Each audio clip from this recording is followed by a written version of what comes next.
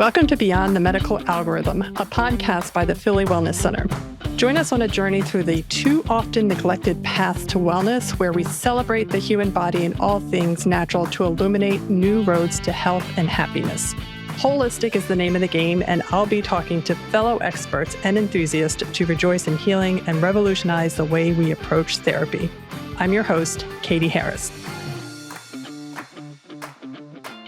Hi, everybody. On today's episode of Beyond the Medical Algorithm, we're excited to welcome Deborah Roebuck. She is a doctor of nursing practice and is also the Menopause Whisperer. She's the founder and CEO of Going Through the Change, which is a global health and wellness company that focuses on helping women of all generations to successfully navigate pre-menopause, perimenopause, and menopause and postmenopause.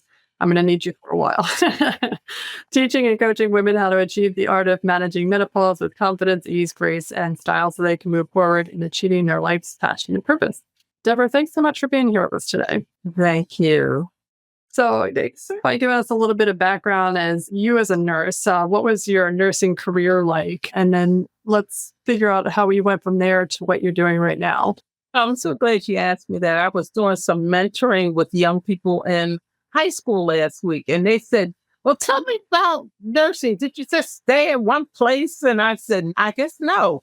I'll be honest with you. I was a nurse's aide at English House Home for the Incurable.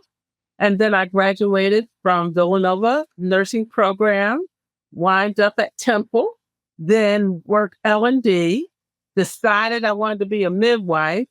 From there, I went to the University of Utah, decided, I don't want to be a midwife. I want to be a clinical specialist. Came back home to Philadelphia. I couldn't get a job. That was back in 81. I had the same problem in 96. I couldn't get a job at a nursing home, which is like the easiest thing to do. Yeah, well, I had a hard time doing that. And what I did is I said, okay, I'm not going to be able to use my master's degree. So I went to Episcopal Hospital and I just decided to do L&D again. And from there, because of my background at University of Utah, I was like, well, y'all need to be doing this, that. And they were like, can you chill? So what I started to do in the Kensington section of the city, I said, I want to teach childbirth classes. And they said, nobody will come to your classes. You might as well forget that. So let me tell you, I wound up having the largest childbirth class in the city. Even if the guys had got locked up over the weekend or wherever, they would call me from prison or whatever, say, now, what is the class about tonight? And I would give them outline structure. So then a lot of my patients was experiencing crack, using crack and pregnant. So I got upset. I went downtown to the Department of Health and I said to them, what are y'all doing? I said, because we are going crazy and we want something to do. And then they start putting me on different committees. And then from there, I wind up being a part of a program for the city of Philadelphia applied for called the Healthy Start Program, the federal program. And for 24 years with the Department of Health, I wind up being the director of the program and public health administrator. 24 years, came out at 60, and my husband got sick with cancer. Then I got sick with cancer. But at the same time, I went to Drexel's program for their doctoral nursing practice. And after I said, well, what am I going to do? Then my sister said, well, let's go to this conference. And it was about different women at different points of their lives starting a business. Never thought about starting a business. Went down there and I said, I'm going to do this. And my sister said, well, you need to be the Menopause Whisperer because you've been helping all these women talking about menopause. And I got my LLC and did all that stuff. And that was 5 years ago. Next year, I'll be 70 years old. And I felt like I said, okay, I'm going to learn all this stuff and I'm going to be out there educating, advocating, and also supporting women during this time. And I have learned so much. And I realized they're whispering about menopause. And women need to say, no, I need you to hear what I'm doing and what I'm going through at this point in my life. I want to back up for a second. So you took it upon yourself to walk down to the Department of Health in the city of Philadelphia and with a career. Absolutely. Now, I'm going to tell you, when I went down there, they thought I was crazy. I said, "What are you doing? Do you know what we're dealing with?" And at that time, Episcopal Hospital was right off of K&A, Kensington and Allegheny. And I would go out on the street where my patients was, or you didn't come in, and all that kind of thing. That's the kind of person I am. I'm an advocate for my women. And so when I went down there, they said, "Well, okay, we got this thing called the Maternity Care Coalition." I said, "Okay, I'll be involved in that." And then we fought for case management. We fought for women being able to not having to pay for prenatal care. Back in those days, you had to pay the hospital for that delivery. That's crazy. Mm-hmm.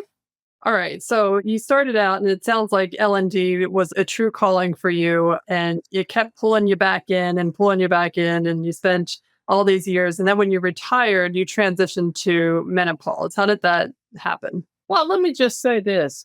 At that point, when I was administrator, I used to run at least 10 meetings a day. I was managing a budget between 13 million, 18 million a year. And I had all these people, and I was saying, "Wait a minute, something is not right here." And I had surgical menopause, whereas I had a hysterectomy because just things, fibroids and the whole thing. And I would run down the hall and talk to my friend who was a nutritionist. She says, "Deborah, let's talk about your nutrition. Let's look at uric acid. Or let's look at all these different things." And I said, I had to run down the hall and talk to somebody. But at the same time, believe it or not, I was 47 right before I had my hysterectomy. I said to my doctor, I was still trying to get pregnant. I didn't get married until late. And I said to her, "Why do I have fuzzy thinking? Why can't I remember anything? Now I'm trying to get pregnant, right?" You know what she told me? "I got the same problem." That's great. As long as we can commiserate, then it's okay. Maybe solutions.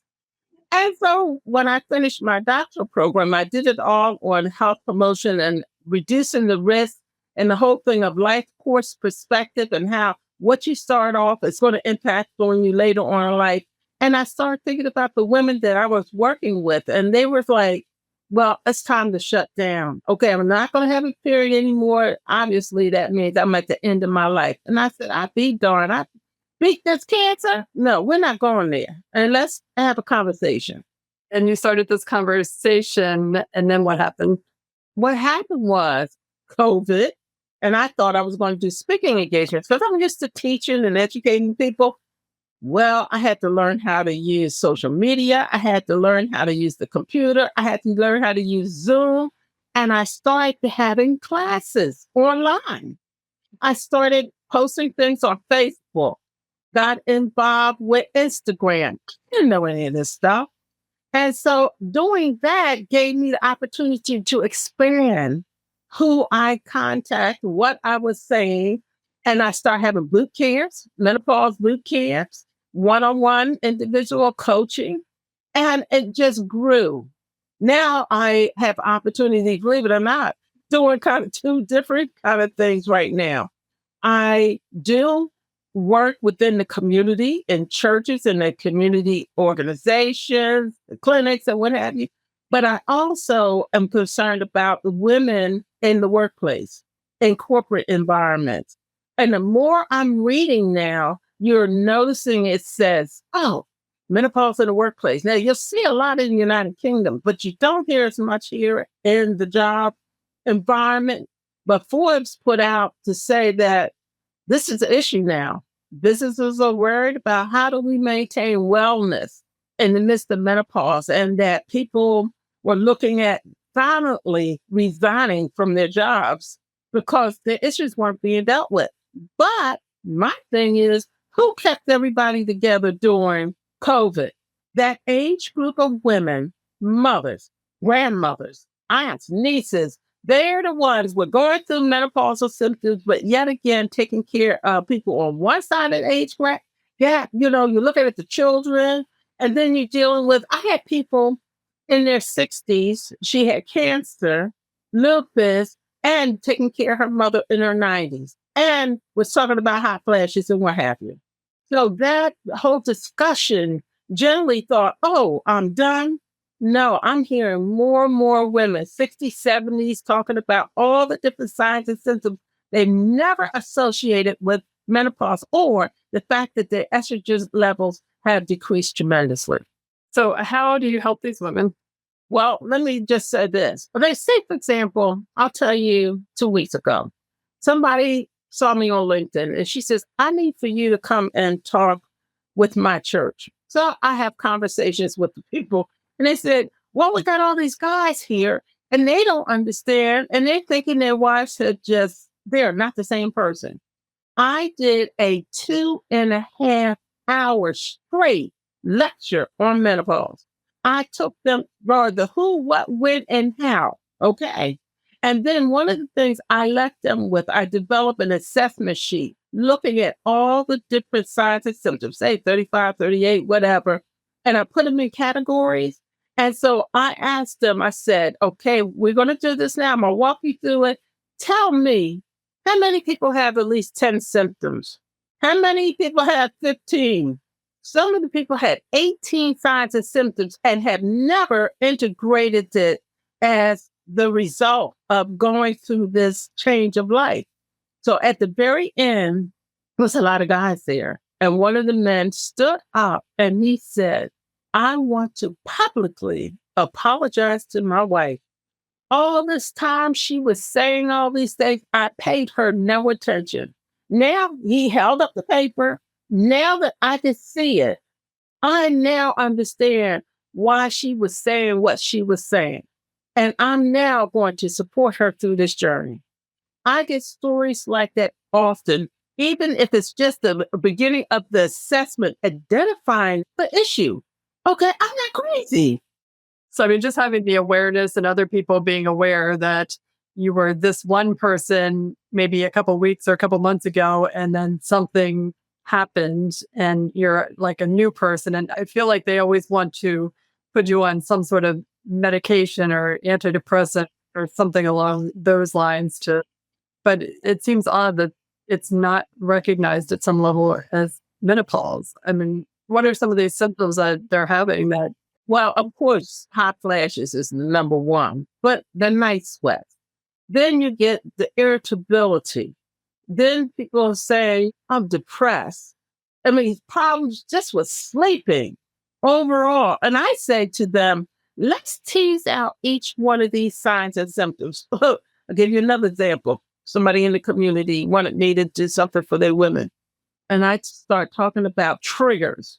Well, the lady said to me, okay, I know when I have chocolate, it triggers my hot flashes.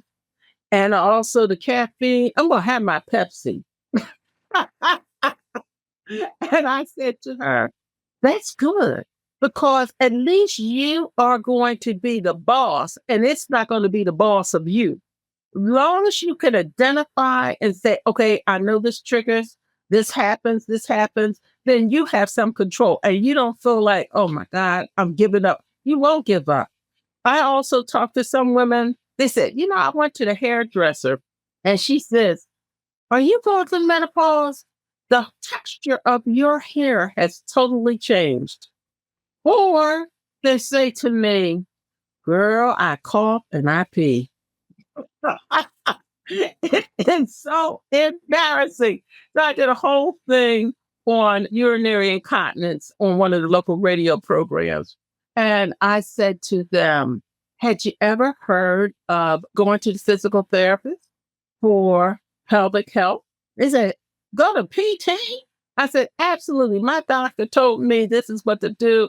And so when now I get up out of the bed, I don't have Niagara Falls going as I'm trying to run to the bathroom. Okay. So I know that I am somewhat different because oftentimes people will talk about a pill or surgery or whatever they're talking about. I talk about lifestyle changes. What's going on in your life? Because I tell people, think about first, what's going on in your life? So even when you do want to use whatever therapy, first of all, you got to be able to go into your healthcare professional and say, A, B, C, D, E, F, G. They can only help you as much as you provide information for them. So I had this menopause trigger sheet for them to be able to say, this has happened, this has happened, then they can help you. When I am working with women, I usually go for health behavior, health promotion behavior, nutrition. Would you believe it? Health responsibilities. And that's out of Nola Pender's model, health promotion model. I said, many of you have not been to your GYN. What's the last time? Well, I had my C-section, and after that, I haven't been in 20 years. I'm serious. So I told the women the other week, I did something the other week. I said, so you haven't been to the GYN doctor? You don't know what's going on down there. They said, well, I said, get a mirror and look. They're like, oh my God. How do you know if you're not looking and seeing the changes? How do you know what's healthy and not healthy? You should know your body better than anybody else, but sometimes we ignore and say, oh, as long as I don't have to deal with it, it'll go away. It's not going away. What's interesting what you said about the coughing and peeing, and I'm laughing because it's so common, but it reminds me that I'd read a statistic somewhere that in the next, I think it's 2 years, they will sell more adult diapers than baby diapers. So the diaper market is for adults, for women in menopause, basically, which is really crazy. And the different type of underwear they have now. I think one of the companies called Think. They have certain underwear. Instead of wearing the diapers, you can still wear nice underwear and still feel good about yourself. Let me tell you something. When my sister said, oh, you got to get yourself like a pamper, I said, well, get something pink with flowers on it. I mean, really, I don't want to feel like I'm in a nursing home, okay? I don't want to look like I got a chalk on me, you know? So in addition to nutrition and health responsibilities, what specific like lifestyle adjustments do you recommend to women entering menopause? Let me tell you one of the main things. Okay, we talk about nutrition. We talk about exercise. Think about postmenopausal women and osteoporosis. And I really used to poo-poo this. Oh, you can have decrease your estrogen, but you can have joint pain. I thought, nah. When I had my mastectomy and they put me on the medication that wiped out my estrogen, more or less, every joint in my body hurt. And so exercise is so tremendously important, not just for the fact of movement, but also being able to deal with your anxiety. And when during the COVID, I was out there doing yoga, doing stretching, doing the exercise, walking. I went from 2,000 steps a day to 8,000 steps a day. They talked about being in nature. That could change your whole mood as well as your body. Let me tell you the other big thing I talk to people about, your relationships. If you have a friend, you keep your friend because let me tell you something, those other people gonna lie to you. So if they say, yeah, you acting crazy. So let's go to the doctor. I'm gonna tell you, hey, let's talk this out. You need to maintain your support. And I tell people, have your own executive board. When I'm working with people, I said, when I had cancer, I had my sister, the CEO, my sister-in-law, the good cop, the bad cop, and then my friend who was a nurse. I don't care how brilliant you are when stuff starts hurting and things go wrong with your body, you don't see yourself the same way. And you need that support system. Tremendous, especially because you're under so much stress. And that's the other thing, stress management. I told people another workshop I had, I said, when the last time you had recess? When we were in school, we was in school all day long. And then they said, go out for recess. You go out, we buy pretzels, we do all these different things, and then we come back. I said, every couple hours, get up, give yourself a 5-minute break. And at times, give yourself permission to just say, I'm putting this down. I'm going to do something I like. I'm going to enjoy myself. My niece got me in on the weekend. We have a date to have fun. Because menopausal women, we have this thing that we're supposed to do everything and all, and we teach people how to treat us. So then we be wondering, well, why didn't nobody care about me? Well, you taught them to treat you that way. Start retraining them. You want something? I would tell some of the ladies, I said, now, you know they're going to ask you to do 50 million things.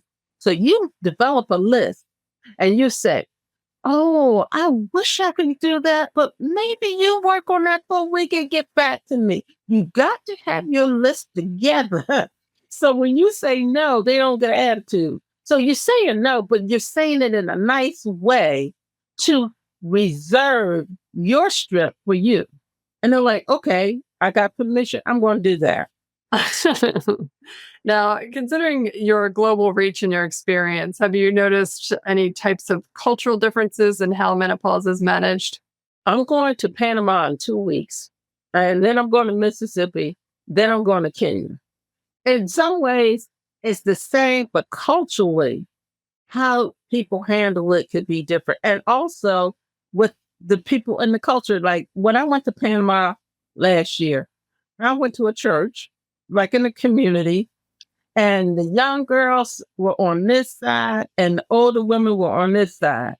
And I said, let me tell y'all something. You're all in one point of menopause, and all of you need each other.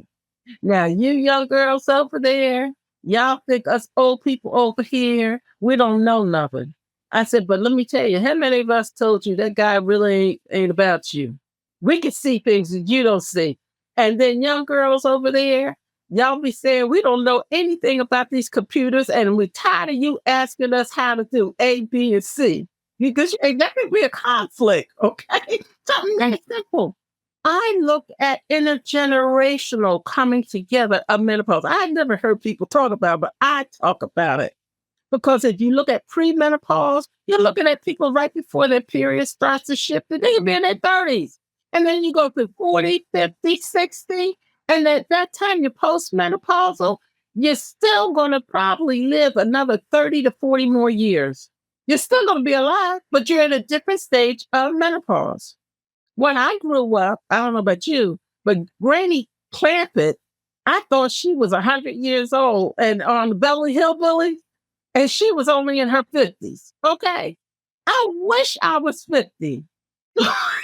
I would be doing so much because at 50, I didn't feel like a senior citizen, even though 55 was supposed to be the point.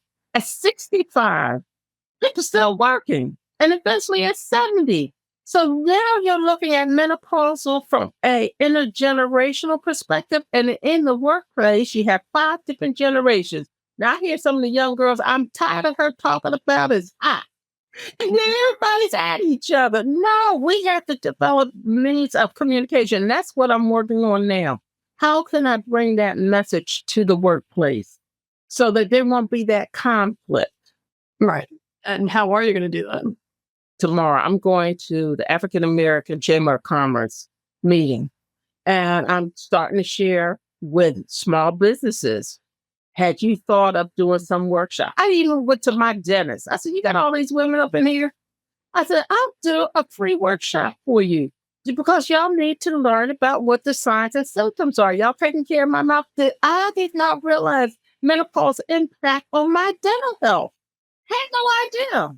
So now I'm also taking a course and learning how to develop apps. So I have an app I just finished developing called Hot Flash Harmony. And I made it into a way that is gamification. Yes, they're learning, but it's a game and get points and all that kind of stuff. So I figured, why not? So just keep growing. That's what I want women to do. When you get older, oh boy, the sky's the limit. Come on. Well, looking towards the future, how do you see the field of menopausal management? How do you see it moving forward or advancing and hopefully not regressing? Let me tell you something. You should hear more and more about menopause. That's because they see that population of women. They say 26%, 4% of the women in the workforce are at one phase of menopause. It's money tied to it. They're getting ready to write a bill. Something I saw in the state of Pennsylvania, looking at writing a bill around menopause education. Let me tell you, people are going to be wanting to hear from us because we are a rich resource. Plus, I'm having conversations around femtech. Next week is the big tech week. all these different things are going on next week, women and menopause are going to be very much in part of that. That's pretty amazing. Now, do you offer coaching services as well? Yes, I do. I work one-on-one. I do speaking engagements. I could pull together groups. I've learned over these last 5 years of doing this to be very flexible. And it's exciting. My thing is I would like to develop a menopause academy and develop doulas to be menopause doulas. Because, you need somebody to kind of walk you through. That's really interesting. I like that. I mean, I've seen the birth doulas and I've seen the death doulas, but I think a menopause doula, that's pretty novel. Well, listen, I remember when I was fighting for doulas when I was working with the Department of Health, that whole concept. And I said, now, us menopausal women, we need that also. That TLC, that extra support. Yeah, absolutely. Especially women in menopause. And you're right. We spend so much of our life in menopause. Well, listen, and you're in that sandwich generation too. Like you said, you're going to have family members that you're taking, your elderly parents that you're taking care of. You still might have kids. And it's like you're being squanched even more than you were. And you have all the symptoms. I mean, I even have a friend who was 80, taking care of her mother, 98. And one thing I will say, and I did a little article on this, have a menopause mentor. You have somebody you're still talking to who is 30, 40. But I have friends that are 80 and 90. They call me the young girl. I said, I'm 70, but I'm the young girl, okay? I'm going through my teenage years of being a senior, all right? Talk to them.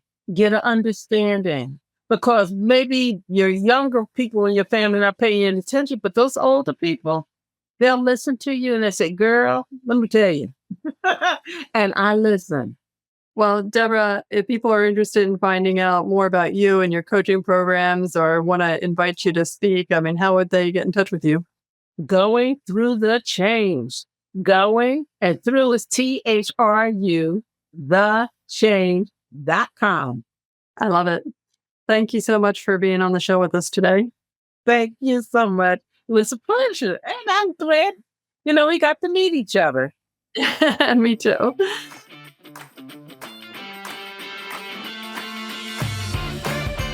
Beyond the Medical Algorithm is brought to you by the Philly Wellness Center. To find out more about the Philly Wellness Center and how we're challenging conventional medical wisdom and shedding light on more natural means of healing and therapy, visit phillywellnesscenter.com. And then make sure to search for Holistic Health in Apple Podcasts, Spotify, and Google Podcasts, or anywhere else podcasts are found. Make sure to click subscribe so you don't miss any future episodes. On behalf of the team here at the Philly Wellness Center, keep celebrating the innate power in our incredible bodies, and thanks for listening.